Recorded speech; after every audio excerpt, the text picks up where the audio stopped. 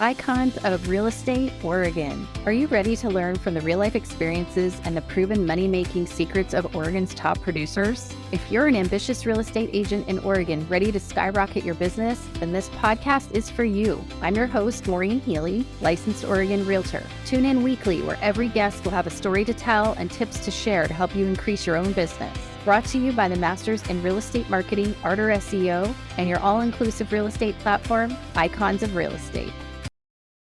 Hello, everyone. This is Maureen Healy, and I'm your host of the Icons of Real Estate Oregon podcast.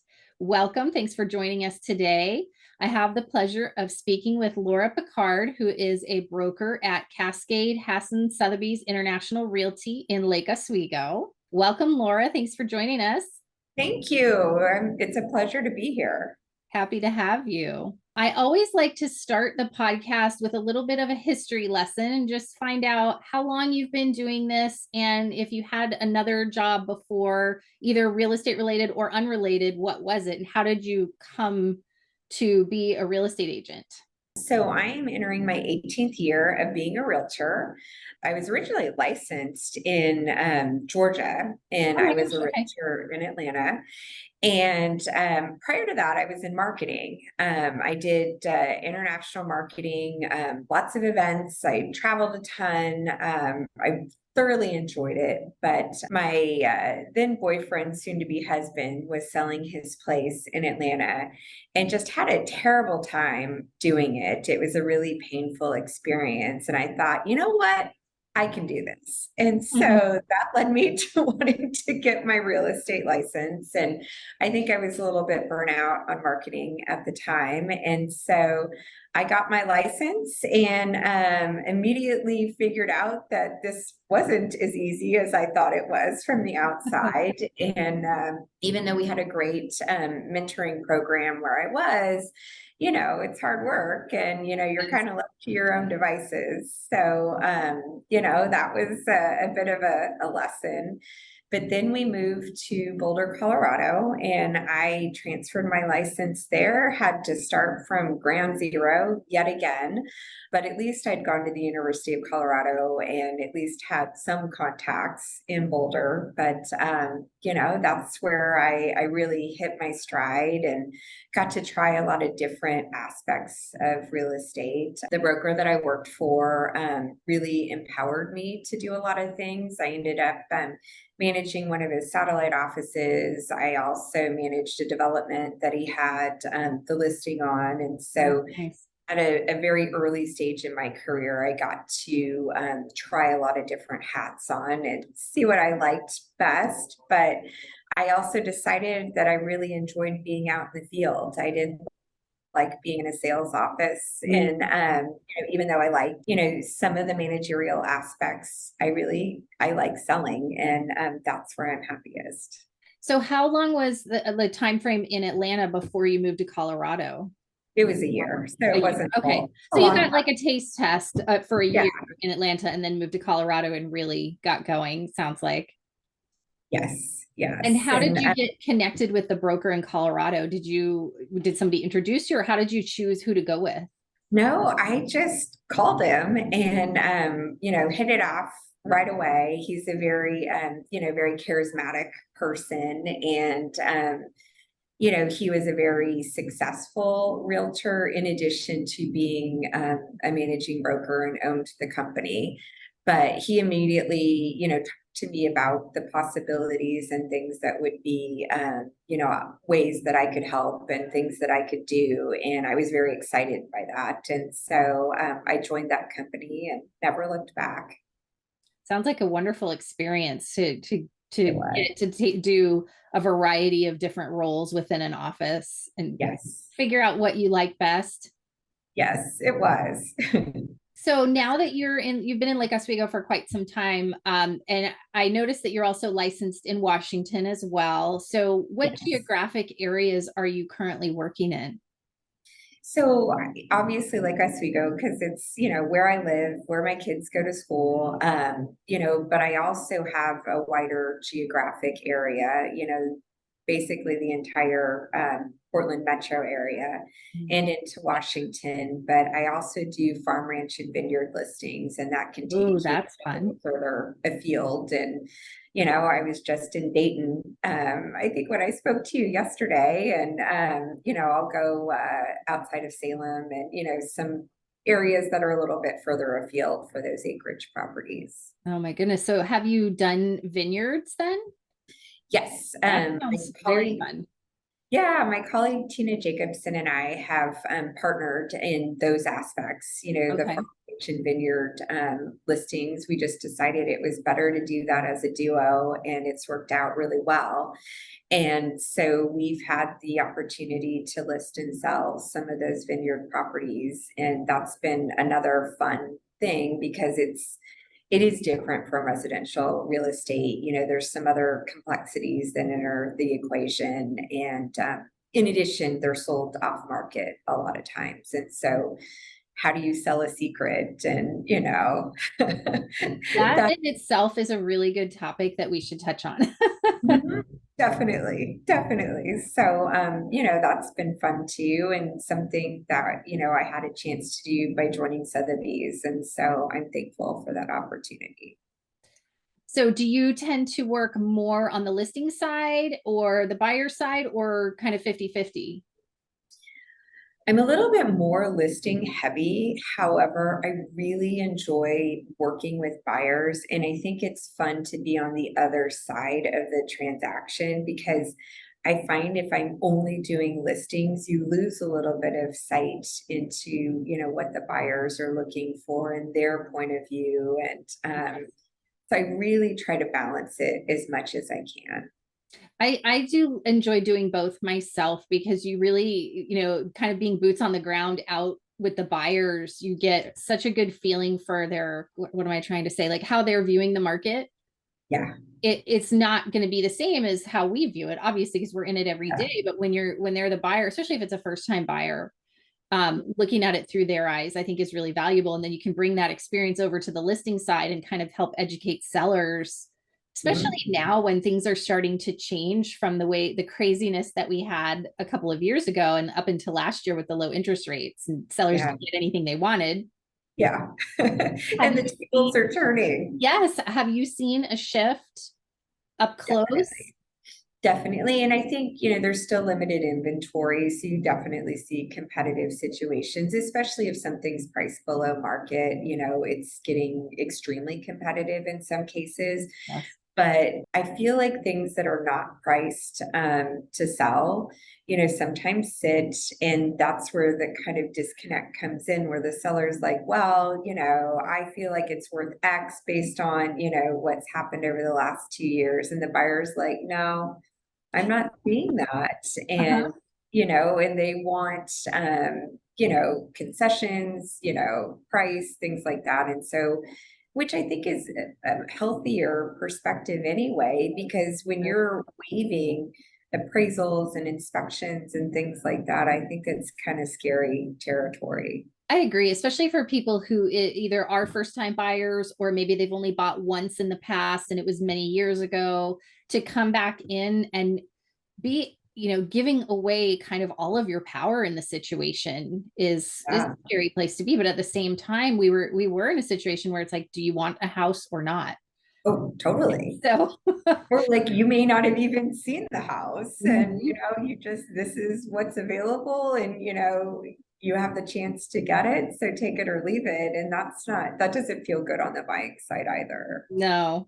No, but I'm glad people were able to get in. And now it's going to be interesting going forward now that the rates have adjusted, because the buyers that got in on those very low rates who may, in 3 to 5 years want to upgrade or relocate to a different neighborhood, may have a very hard time wanting to give up that low rate that they had. Yeah, and in some ways, they're kind of trapped in that interest rate, because unless you're willing to, you're having to make a move, whether it be out of state or, you have a lifestyle change or economic event, you don't necessarily want to, because you're like, well, gosh, I can't really buy much on the other side, especially at the rate that it is right now. And I'm just going to stay put. Maybe I'll, update my kitchen and just call it good and, stay here longer. Right. Or start doing some outdoor Mhm. upgrades or something to make the space, more livable and sit for a little while. It is an interesting situation that I've been doing this now since 2017. So I haven't been through like, multiple market cycles. It's been pretty much Mhm. on an upswing ever since I started. And I Yeah. feel like now it's sort of leveling off, but it's certainly not tanking either. And Yeah. it is still tough out there on buyers, a little bit easier, but still tough overall, I think. It really is. And especially, in certain price points. I mean, it's just, it can get frustrating, I think, from the buyer perspective, because I feel like there's so little that's available. And some of the things that they have to take on as a buyer, maybe condition wise or location wise, that's not ideal. And but so it really, I think they have a lot to weigh, but at the same time, it's still a good investment. You hold Yes. something long term, and if you're approaching it from that perspective, it can make sense to buy versus rent, and because Sure. rents have been historically, higher than real estate. So it just seems like, I think, even for a first time home buyer, they're weighing all that and saying, well, gosh, I'm having to take things that are less than ideal, but it's still better than renting. Right. Especially with rent being, in the metro area, at least in some cases, an apartment costs as much as like a mortgage payment. Yeah, or more. Right. $2,500, $3,000 a month is not unusual now for rent. And that's just astonishing. I came from property management. I was doing multifamily property management for several years. And in this area, and the increase from, 2014 to now is just mind boggling. It really is. When I was doing it before, when I started in that time frame, I mean, we had, like a 2-bedroom apartment was still 750 a month, to put it into perspective. Yeah. So And now like a one bedroom or maybe even barely a one bedroom is like 1,600 a month. mhm, Yeah. it's nuts out there. What would you say your superpowers are in real estate or as an agent? So one thing I really always tried to pride myself on is my client relationships, and to really go above and beyond for my clients and look at it more as a holistic long-term thing versus a transactional thing. Because, sometimes transactions don't work out, situations change. I want this client in 10 years, not just today. So, sometimes you don't get that paycheck. Sometimes things don't close. And, I still want, this relationship to be alive, Yes. 10 years from now. So that's really my main goal as a realtor. Do you have any systems or processes in place or software that you use? Or I don't know, I guess what's worked best for you in continuing those relationships and then also trying to bring in new clients? I'm probably not a very systems driven person. I manage a lot through, my Outlook contacts and my Excel spreadsheet, which probably makes a lot of people cringe. And there's absolutely a better system out there. It's just, that's what works for me and what I gravitate towards. I've definitely used different systems, but I feel like I always kind of come back to what works for me. And but more than anything, it's really trying to kind of go through, like, I'll have my list of like prospects and, people, that have, they're looking for something, if the right thing came up, they might do something. And I kind of have my list, and I really try to stay in contact with people and, hey, let's go have coffee. Hey, let's catch up, let's go grab a drink together or whatever. And they may not have an immediate need, but, it's kind of staying top of mind with people because everybody knows, 5 realtors, and, Absolutely. you're the last person that they talk to, they're more likely to use you. So, just trying to stay in front of people and top of mind without being cheesy about it. not, yeah, pushy and Yeah. too Yeah. like too many follow-ups in a, in a short amount Yeah. of time. It is a delicate balance, I think, too. And staying authentic, Yes. because there's certain things that I would say or do that, if it were like automated for me, I think might not feel as authentic. And so I really try to be aware of that. Maybe even to, a detriment, but I try to be authentic in how I communicate with people. Do you do any sort of paid advertising? No, outside of Zillow, I have not. And I do social media and could I be better at it? Absolutely. Like that's, a big learning curve for me and something that I would like to be better at.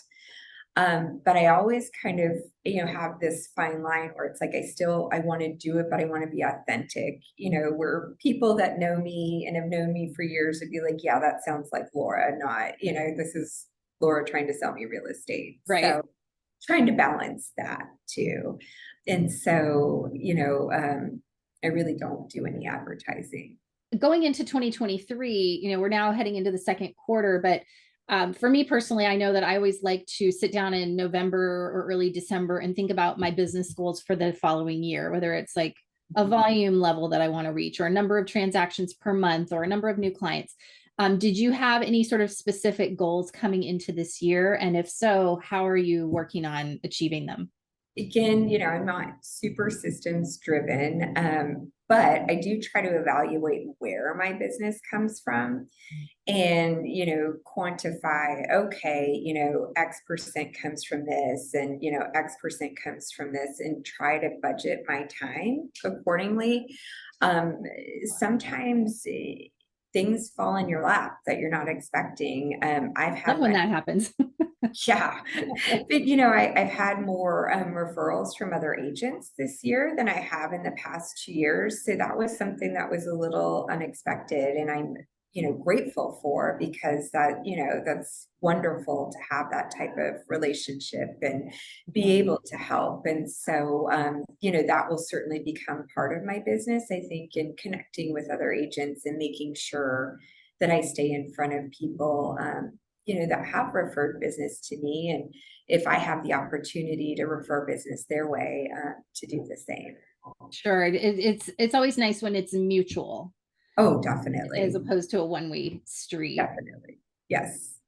Do you get any referrals from out of state, or are they typically like just over the Washington border and coming into Portland, or So, where are they coming from? it's kind of been a little bit of mostly from within, kind of Oregon, Washington area. But every now and then, I have family on the East Coast, and my sister-in-law is a realtor in New York. And so it's like, sometimes there's opportunities there, but most of my referrals are still local Okay. or, within the Pacific Northwest. Sure, not crazy far. Yeah, yeah. Is there anything that you are focused on improving this year, like any like social media or any other specific point in your business where you're making a concerted effort to do different or better than in the past?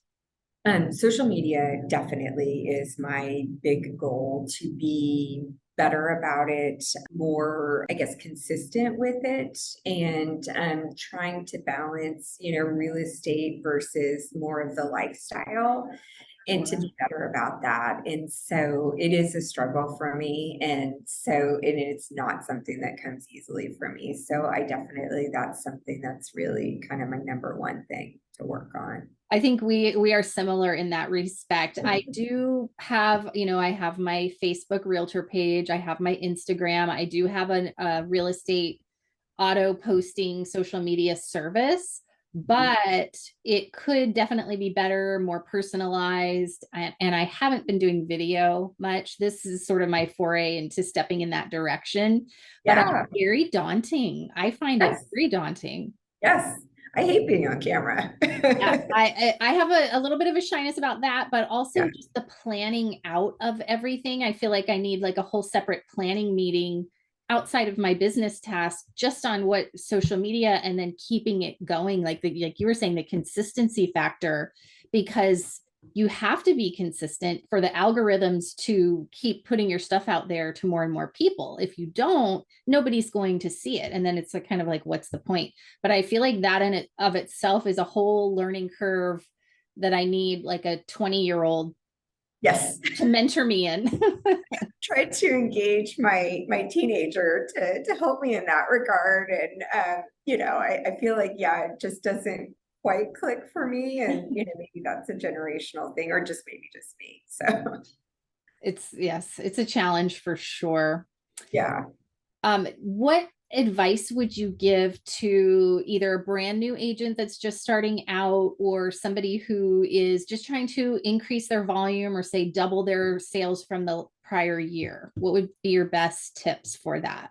Stick with it, because I feel like regardless of where the economy is, there's definitely cycles within real estate, and times where, especially for a newer agent, where you're like, is this going to work? Is this going to happen? And it's just like, just stick with it.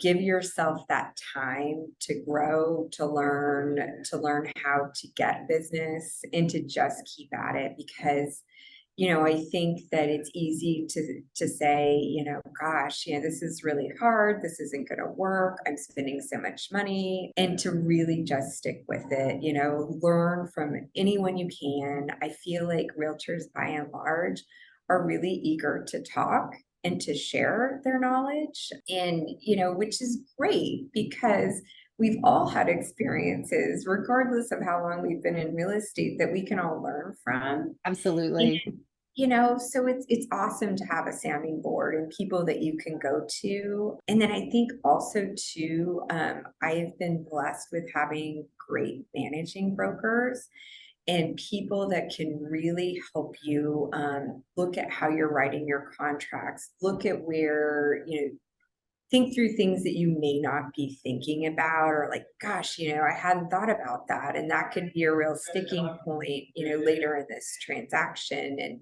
or, you get into a situation where you didn't write something as it should be written, or you have a problem in the transaction, and being able to go to that broker for guidance and to help you through that, I think is just invaluable. Because I agree. Every transaction is a little bit different. And even if you think you've seen it all or been through it all, believe me, you haven't. And some weird thing is going to pop up where it's like, oh, I've never had this particular thing before. Now what do I do? Totally. And you could have been in the business for 30 years and never seen this happen. And so just being able to talk to other agents, and certainly a great managing broker, is huge. That's one of the reasons I really love doing this podcast, because I'm getting to talk to agents all over Oregon in different areas, and they, learning how the nuances of the market are different, even though we're all in the same state, but different areas of the state have different things. And, obviously farm and ranch and vineyard is different from Portland residential. And just getting that extra knowledge from people, and building a network of people in other places too, like out at the coast, it's very different. Totally. And, I think a lot of agents certainly could go sell or buy at the coast. We can open the lock boxes and whatever, or, go to Central Oregon and write a contract. But I feel you're right. Like, those areas are so different, and there's things that, we don't necessarily know about over here. And I always refer in those situations, because I'm like, I don't know the nuances with, like, vacation rentals at the coast. And that could be detrimental to a client that says, that's the only reason I'm buying here, and only to learn that they can't do it. So I don't want to take on that responsibility. I'm like, leave it to the expert, Well, right. To give, especially to give the client the highest level of service, that they deserve. It's like, if I don't know what I'm doing, I don't want to pretend like I do. I would rather refer it out, or say, I need to have another agent help me on this. Right. No, I agree. Do you have any favorite books or podcasts or other educational resources that you like to recommend? I love Inman. I read it, every day. And, sometimes I don't get through everything, but, there's always good tidbits of information in there. And I love anything economic related to real estate. So I love to read, Wall Street Journal, that kind of stuff. I used to be a big economist person, and I really just like the economics of it. And then two, I've never I couldn't say that I do it 100%, but a lot of the ninja selling principles, definitely go well with that, how I operate in my business. And so I think a lot of those principles are really good. And, I've read Larry Kendall's book, I've done some of the courses, and I think that that's a really good system, tried and true. It works. Okay. And, it also talks about putting the relationship before the transaction. And I just think that that's how I operate. That brings up a good point. When you're getting clients from your immediate sphere in your everyday life, your, kids' school, parents, or other areas of your life, how do you make it a natural transition to talk about real estate or to let people know in your regular life what you do without being the pushy Yeah, teacher? totally. So sometimes I let it happen naturally instead of being like, hi, I'm Laura, I'm a realtor.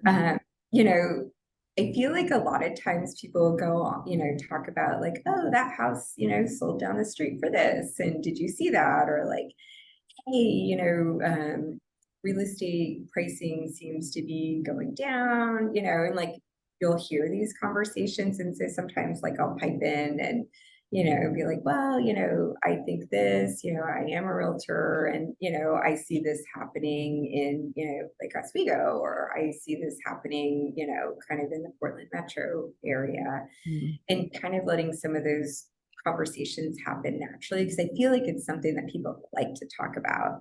And then, when people know that I'm a realtor, it's like I feel like it's, what do you see going on in the market? Is now a good time to sell? What are some things that you see happening, down the line? And, it's something that people like to talk about. I am amazed how often it comes up in casual conversation Yeah. without me saying anything, or just like you, it's just something that's on people's minds sometimes, or Mhm. like, for example, the house down the street, or, there's something that's triggering them to talk about it. Yeah. Or like, did you see that? That was really cool in that house. And, be like, yeah, I actually did see it, and being able to talk about that. And so I guess, knowing your market too. And I think we kind of fell out of the practice, myself included, of doing broker tour, but, Mm. familiarizing yourself with what's on the market, I think is huge too, because, you never know, you might get that call, or think of someone that that is looking, and you're like, hey, I just saw this might be a good fit. Right. You can speak to it. I think that is a really good idea, and something that I personally would like to do more of too is just getting out there and, either going to some open houses or just picking a handful of houses in a certain neighborhood to go take a look at in my immediate area. So that, because when you have the ability to say, oh, I just saw that the other day, Mhm. you can speak to it a lot better than pulling the listing on MLS, because anybody can do that, right? Everybody has Zillow, everybody has Yeah. realtor.com. They see almost the same thing that we see. But when you say, oh, I just walked through that house and it's much better than it looks, or it's not as good as it looks Yeah. for whatever reason, or, just Yeah. little tidbits like that that you can't tell from the listing itself. Totally. And I think too, when, talking about comps too, to be able to say like, yeah, I walked through that house, this is why it sold for that, is really powerful too, when working with sellers, because that's the kind of stuff that they can't always see, Sure. on realtor.com, and, be like, yeah, well, actually it had this, and that's why it sold for more. And, Mhm. so sometimes, that, can work in your favor too when talking about pricing. Definitely. Or I went to that open house and there were 100 people there when I was there, Yeah, you know, exactly. or there was nobody there. or, Yeah. whatever the case may be. It's rare that there's nobody there, but it does happen. It's happened to me a few Totally. times when I've been posted. You just Yes. never know. Yeah. Aside from real estate, what else do you like to do? What are your hobbies outside of work? So I am a horse person, lifelong horse person. Oh my gosh. It's an addiction of mine. And so have a That's horse. fun. I do hunter jumper shows and I've competed my whole life. And so that's Wow. my therapy. Keeps How me. often do you get to do that nowadays? So it really varies because, especially now, like I feel like I have, no time to do it. But, sometimes in the fall, I'll have more time. But, usually once, maybe twice a week, I'll get out there and I love it. That's awesome. You're the Yeah. first person that I've spoken to that has that particular hobby. And it's something that I'm familiar with from my childhood, actually. My mom was really into it, but I never got the horse bug as much, but they are beautiful. And I've been to a couple of those shows and they are fun to watch. And I can imagine as a hobby that is just like the ultimate thrill. Oh, I love it. And my kids didn't get the bug, which is totally, totally fine. So it's kind of my thing. And it's also, my network of people where, we instantly have something in common. It's like, oh, you like horses? I do too. And then, you instantly have that connection. That's awesome. And then what about travel or sports, or do you do any other? So, aside from that, it's really going to, kids' sports and activities. My daughter's a dancer and she does lots of dance competitions. So we do that. My son plays basketball and baseball. So there's always games and practices going on. And I love to travel. Certainly don't have as much time to do it as I would like, but, that's definitely a passion of mine as well.